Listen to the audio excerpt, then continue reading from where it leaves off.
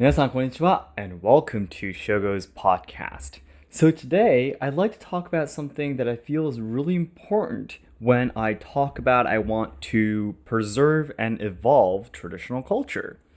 Now, I always talk about this at the end of my podcast, that one of my dreams, one of the things that I want to do in the future or from now on as well is to, preserve and evolve culture, but traditional culture in Japan. But when I say this, I always just say this at the end of the video, but when I do this, when I actually take actions to try to achieve this, I think there's something really important that all of us really needs to keep in mind. And this concept is, from my point of view, is called Katayaburi. It's something related to Katayaburi. Now, Katayaburi is a Japanese word.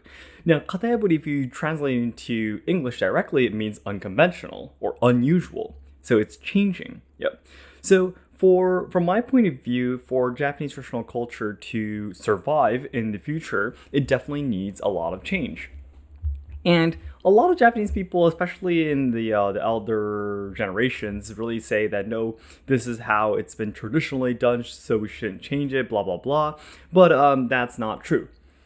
Tradition, or whatever we call tradition, cannot survive for 400 or 600 years without changing at all. It has changed many, many times to adapt to this world. Like, I'll just give you a few examples. For example, tea ceremony was originally a culture that was done by samurai, only by men. But when samurai were gone and Japan westernized, in order for the headmasters of the tea ceremony ryuha, the styles, they had a discussion. Talking about how are we going to be preserving our culture. And they said, how about we start teaching the women, because they're starting to gain more rights in the westernized Japan. How about we teach them tea ceremony and call it basic education for them.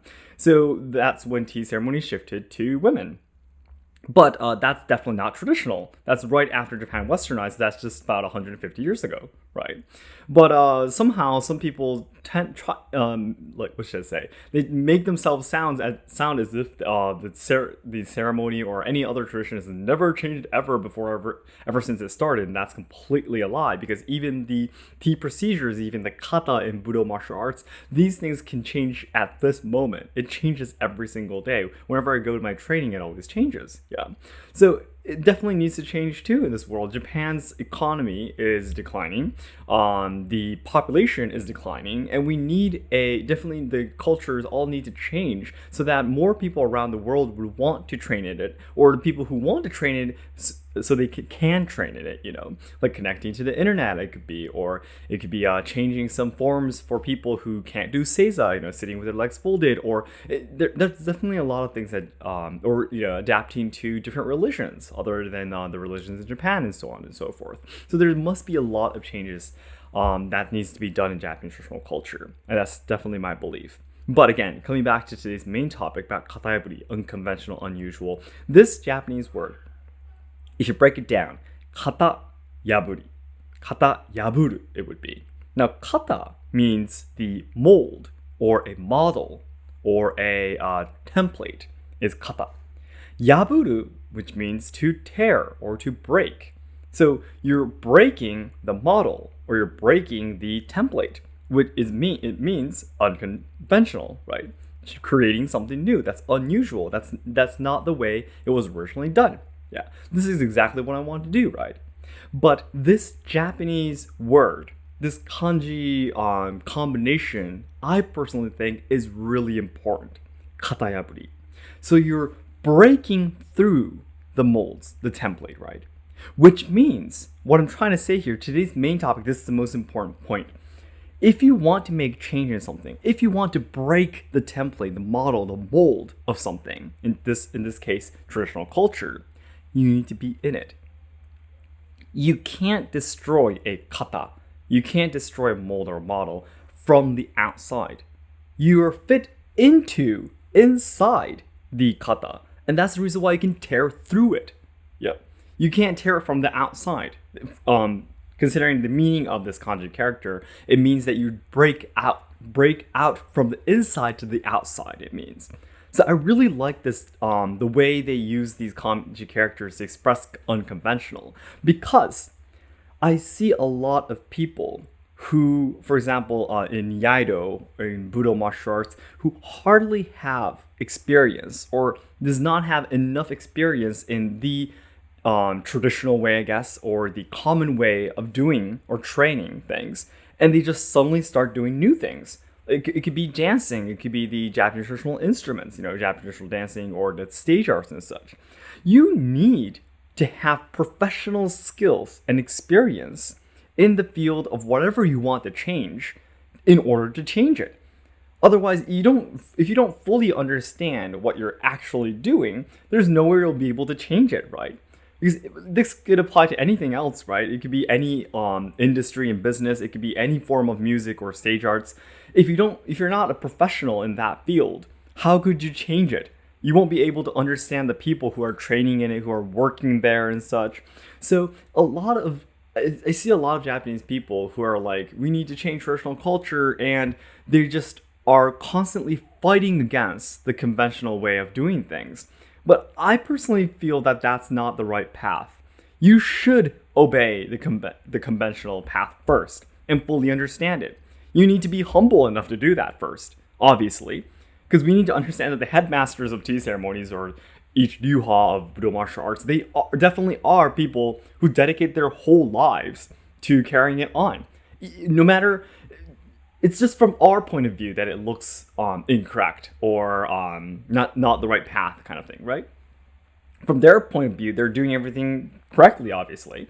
So we can't just go up to them, people who have dedicated their whole lives to trying to preserve an art, and saying that you guys are doing things wrong and you should do it this way. But this person saying you should do it this way doesn't even fully understand the art. It's impossible for that person to change anything, right? So this is a concept that I really think is important. A lot of people tell me, Shogo, if you like, I made a video talking about I hate Iaido, or I don't like this should I say, side of traditional culture, so on and so forth. Shogo, if you hate it so much, why don't you just quit it and start your own ryuha, But that is definitely against my beliefs now. Of course, I will continue to say the things that I believe is wrong, because it's wrong. Staying completely silent from the very beginning, I personally think is not the right thing to do, of course, because every trainee, even from the first queue, up to the next dan and everything, for the first queue, everyone has the right to say what they want to, I believe. Any member of any dojo would have a right to say what they want to say. But does that person actually hold power to change a culture or an art itself? My answer would be no. So, in the future, I would love to try to preserve, again, evolve traditional culture. Yep. But for me to do so, I need a decade, even more of time, for me to fully become a person who is fully inside the kata in order for me to yaburu, break through it in the future. So then everyone, as I always say, the ultimate goal of my life is to make all Japan lovers' dreams come true. So I know that there's a lot of people studying Japanese, willing to come to Japan to study, travel, or work, and even train in traditional culture and such, right? Yep.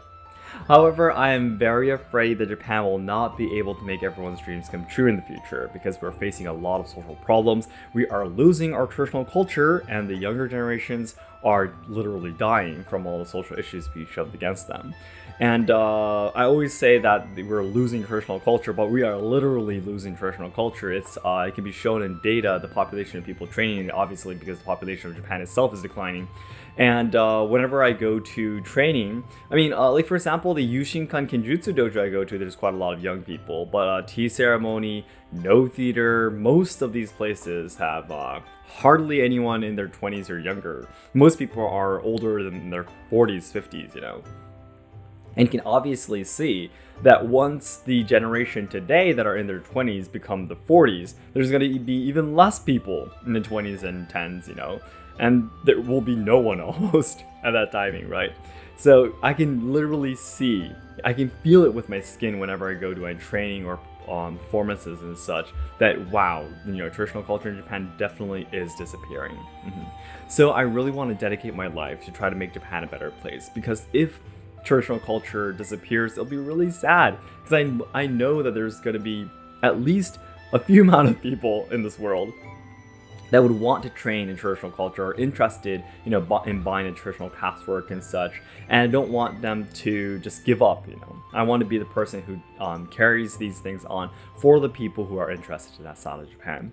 So I want to try to solve the social problems, preserve and evolve traditional culture, and also help out the younger generations so they can have a brighter future. And to do that, the nearest goal I have is to achieve 2 million subscribers by January 2023 on my main channel. So your likes and comments will help boost my videos to new viewers who have never seen my channel before. So it'd be great if you can help me out. Everyone, thank you so much. And also, I always say this too, but the other businesses that I'm thinking of right now, the merchandise creating, also the stage performances, working again in the tourism industry, all of these plans are working. I'm working on them at the same time, so I hope you look forward to future information too. Okay, everyone, thank you so much for listening. I hope you can let me know about your opinions in the comments.